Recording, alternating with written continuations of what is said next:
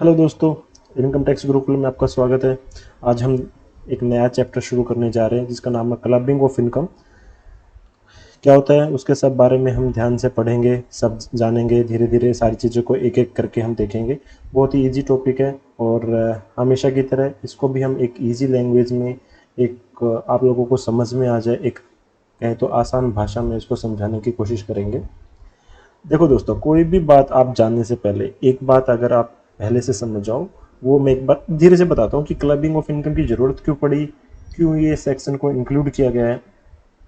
देखो, आज के टाइम अगर मान लो सबसे पहली एडवाइस अगर किसी के पास जाओ, किसी मैं चार्टेड अकाउंटेंट तो नहीं बोलूँगा, बट कुछ लोग ऐसे हैं जिनके पास आप जाके बोलो कि मुझे टैक्स प्लानिंग करनी है। अच्छा, वो बोलेंगे आपकी क्या इनकम है, तो आप कहोगे कि मेरी सैलरी इनकम है, मेरी कुछ रेंट भी आ रहा है, तो मुझे टैक्स प्लानिंग करनी है। तो वो कहेंगे कि एक काम करो, सैलरी इनकम को अपने नाम पे दिखा दो, जो रेंटल इनकम है उसको अपनी वाइफ के नाम पे, अपने बच्चों के नाम पे, उनके नाम पे दिखा दो।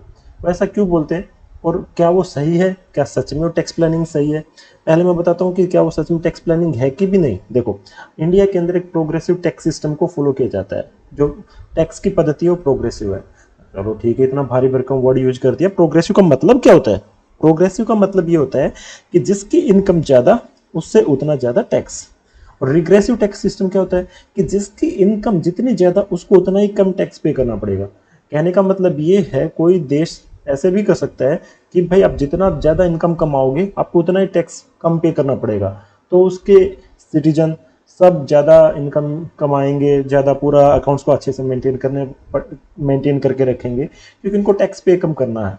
लेकिन प्रोग्रेस उसमें एक दिक्कत ये है रिग्रेसिव वाले में कि जो कम पैसे कमा रहा है उसको ज़्यादा टैक्स पे करना पड़ता है, यानी पुअर के ऊपर ज़्यादा इफेक्ट पड़ रहा है। बट इंडिया के अंदर प्रोग्रेसिव सिस्टम फॉलो किया जाता है, जिसके अंदर बेसिकली होता क्या है कि जो भी आपका कम इनकम है कम टैक्स, ज्यादा इनकम ज्यादा टैक्स, क्योंकि हम स्लैब सिस्टम को फॉलो करते हैं। 0 से 2.5 लाख तक आपको कोई भी टैक्स नहीं देना। 2.5 से 5 लाख तक अगर आप ओल्ड सिस्टम को फॉलो कर रहे हो तो 5% देना पड़ेगा। 5 से 10 लाख आपको 20% देना पड़ेगा। 10 लाख से ऊपर जितने भी आपको 30% के हिसाब से, जैसे जैसे इनकम बढ़ती गई और आपका टैक्स सिस्टम बढ़ता गया। चलो, ये बात तो समझ में आ गई कि प्रोग्रेसिव टैक्स सिस्टम होता क्या है, लेकिन हमारे टॉपिक से क्या लेना देना है इसका। अच्छा ठीक है, अब मेरी मान लो कि इनकम है 2 लाख रुपए, मैं सैलरी कमा रहा हूँ 2 लाख रुपए, और मेरे पास 3 लाख रुपए की आ रही है, सॉरी 1 लाख रुपए की आ रही है रेंटल इनकम। तो दोनों को अगर जोड़े, 2 + 1 3 लाख हो गई, और बेसिक एग्जेम्पशन लिमिट कितनी है? 2.5 लाख। तो इसका मतलब ये है कि मेरी जो टोटल इनकम है वो 2.5 लाख को क्रॉस कर गई। एक बार अगर हम रिबेट जो हमें मिलता है उसको माइंड में से निकाल दे तो देखा जाए तो हमारे ऊपर हमें टैक्स पे करना पड़ेगा। तो अब मैं किसी के पास गया, उसने मुझे बता दिया कि भाई एक काम करो, जो आपकी 2 लाख की सैलरी है अपने नाम पे दिखा दो, और जो 1 लाख की सैलरी जो रेंटल इनकम हमारे अपनी वाइफ के नाम पे दिखा दो।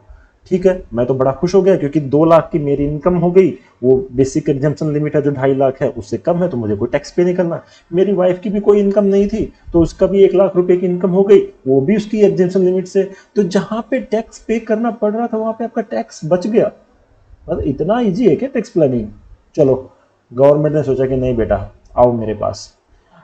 सीबीडीटी ने बताया, जो central board of direct tax ने बताया कि बेटा इनकम टैक्स के अंदर ऐसा लिखा है कि आप दोनों की इनकम को क्लब कर दिया जाएगा। अरे, क्लब करने का क्या मतलब हुआ? क्लब कर, आपने तो ये कहा था कि इनकम टैक्स उसी के ऊपर लगता है जो अर्न करता है। हाँ, हमने यही कहा था कि इनकम टैक्स उसी के ऊपर लगता है। तो जनरली इनकम टैक्स उसी को पे करना पड़ता है जो इनकम अर्न करना है। लेकिन इस केस में भी जो मैंने आपको एक एग्जांपल बताया उसमें भी तो आप ही अर्न कर रहे हो ना, आप ही का तो एसेट है। आपने जस्ट एक टैक्स सेविंग के पर्पज के लिए, टैक्स प्लानिंग के पर्पज के लिए अपनी वाइफ के नाम पे दिखा दिया। अच्छा चलो ठीक है, मैं अब कुछ और बुद्धि लगाऊंगा, कुछ और ऐसा दिमाग लगाऊंगा जिससे मैं अपना एसेट भी ट्रांसफर कर दूं और वाइफ के नाम पे भी कर दूं। लेकिन वो एक टेम्परेरी टाइम के लिए मैंने कर दिया अपनी वाइफ के नाम पे। फिर उसके लिए भी बहुत सारे प्रोविजंस हैं कि आप ऐसा नहीं कर सकते। कहने का मतलब ये है कि गवर्नमेंट चाहती है कि जो आदमी जितना पैसा कमाए वो उसी के नाम पे रहे, वो अपनी इनकम को अपने बच्चों के नाम पे, अपनी वाइफ के नाम पे, अपने रिलेटिव के नाम पे डाइवर्ट ना कर सके और उस पर टैक्स ना बचा सके। इसलिए क्लबिंग ऑफ इनकम का ये प्रोविजन आता है। तो सिंपल सिंपल सी बात हो गई कि क्लबिंग ऑफ इनकम में अगर कोई आपके ऊपर डिपेंड, कोई माइनर चाइल्ड है उसकी भी इनकम, इसमें बहुत सारे केसेस, उसके पूरा मैं अभी नहीं बताने वाला आपको, पूरा मैं एक एक करके बताऊंगा। लेकिन ये बात तो समझ में आ गई, क्लबिंग ऑफ इनकम बहुत इंपॉर्टेंट है। जो लोग ऐसे एडवाइस देते अपने बीवी के नाम पे ले लो, अपने बच्चे के नाम पे ले लो, लेकिन जब इनकम टैक्स उसके असेसमेंट करेगा और उसको पता चलेगा कि ये आपकी ही इनकम है, आपने अपनी बीवी के नाम पे, अपने बच्चे के नाम पे इन्वेस्ट कर रखी है, तो उसका मतलब ये हो गया कि वो किसी और की इनकम नहीं, वो आप ही की है, और आप ही के ऊपर टैक्स लगेगा और आपकी इनकम क्लब होके उसमें ज़्यादा इनकम बढ़ जाए। तो देखा जाए तो कोई भी तरह की टैक्स प्लानिंग नहीं है, जब तक आपकी असेसमेंट ओपन नहीं होती तब तक ठीक है, लेकिन जिस दिन आपकी असेसमेंट ओपन हुई आपका काम खत्म, आपको टैक्स पे करना पड़ेगा। तो इस तरीके को कोई भी रिकमेंड, मैं इस तरीके को कभी भी रिकमेंड नहीं करूंगा कि टैक्स प्लानिंग करने का एक तरीका होता है, वो भी बताएंगे हम इसमें, वो भी इस चैप्टर में धीरे धीरे आगे बढ़ाएंगे, तो हम कैसे टैक्स बचा सकते हैं। टैक्स सेविंग करना, टैक्स प्लानिंग करना एक अलग है, टैक्स अवॉइड करना और टैक्स इवेजन करना वो एक दोनों अलग चीजें हैं। अवॉइड करना एक अलग चीज है, इवेजन करना भी अलग अलग है। टैक्स प्लानिंग करना और सेविंग करना ये एक अलग चीज है। तो ये टैक्स प्लानिंग नहीं, ये टैक्स अवॉइड कर रहे हो आप, लेकिन टैक्स अवॉइड मतलब टैक्स इवेजन कर रहे हो।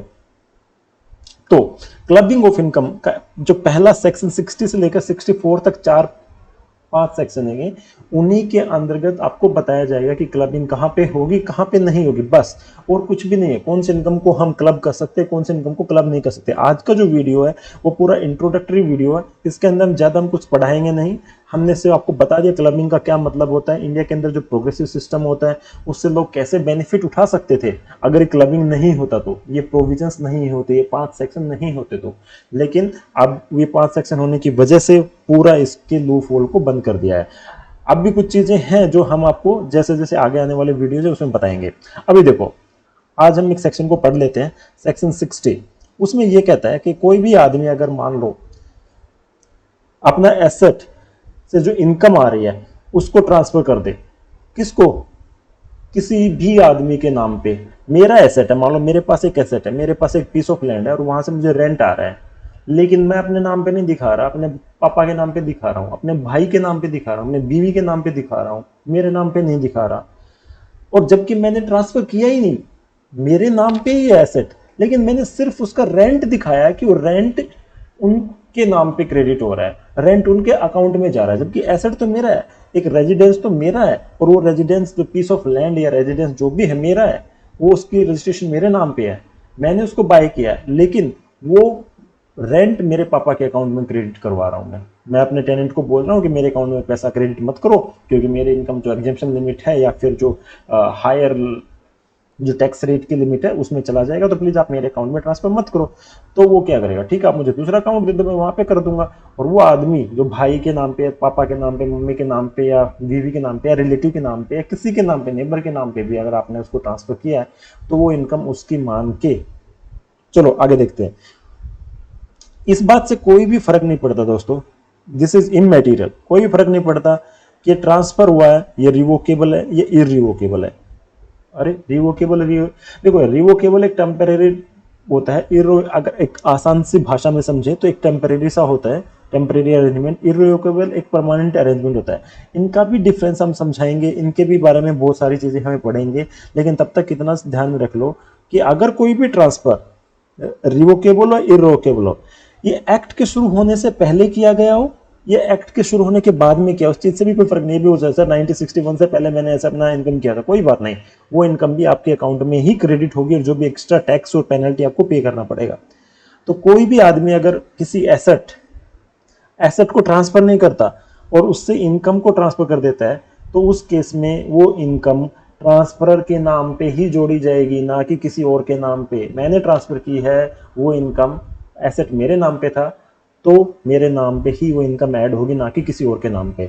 एक एग्जांपल उदाहरण के लिए समझ लेते हैं, जैसे कि कोई मिस्टर ए है, उसने रेंट रिसीव करने का जो अधिकार है वो अपनी वाइफ को दे दिया, उन्होंने कहा कि ये हाउस प्रॉपर्टी है और ये रेंट मेरी वाइफ के अकाउंट में जाएगा। मिसिज ए को दे दिया कि मिसिज ए तू रेंट वसूल कर ले इससे, लेकिन उसने घर को ट्रांसफर किया नहीं उसको, without transferring the house itself, transfer घर को किया नहीं, बस रेंट को बोल दिया कि उसका राइट है रेंट खरीद लेने का, वो तुम्हारे पास है। तो इस केस में जो भी रेंट मिसिज ए को मिलेगा वो ए का मिसेज ए का नहीं रहेगा, वो मिस्टर ए का रहेगा। वो मिस्टर ए की इनकम में क्लब हो जाएगा, जैसे कि मैंने शुरू में एग्जांपल लेके बताया था। जो इलस्ट्रेशन है ये आईसीएआई का जो स्टडी मटेरियल है वहाँ से मैंने पूरा मटेरियल वहाँ से लिया है। तो ये इलस्ट्रेशन को, एग्जांपल को, सारी चीज़ें जो न्यूमेरिकल भी होंगे वो सारे मैं वहीं से कराने वाला हूँ, सो दैट आप लोगों को ईजी रहे समझने के लिए। और किसी भी टैक्स, ऐसा नहीं है कि कोई टैक्स का स्टूडेंट है जो टैक्स अकाउंट का स्टूडेंट है या फिर इनकम टैक्स का स्टूडेंट है उसके लिए, ये एक कोई भी कॉमन बिजनेसमैन है या एक आम आदमी जो सैलरीड आदमी है उसको ऐसे बहकावे में लाया जाता है कि आप ऐसे कर सकते हो, ऐसे टैक्स प्लानिंग कर सकते हो। नहीं, ये गलत तरीका है। तो आप इसको समझिए, सुनिए, वीडियो को देखिए, और कुछ समझ में नहीं आए तो प्लीज़ आप कमेंट सेक्शन में ज़रूर लिखिए इसके बारे में। आगे वाले वीडियो के लिए उनका अपडेट चाहते हो, उनका नोटिफिकेशन चाहते हो तो इसको सब्सक्राइब कीजिए, आपको उसका नोटिफिकेशन मिल जाएगा। और कैसा लगा आप ज़रूर बताना। तब तक के लिए, आज के लिए वीडियो में इतना ही है, कल हम और भी इसके बारे में पढ़ेंगे। तब तक के लिए अपना ध्यान रखिए। नमस्ते।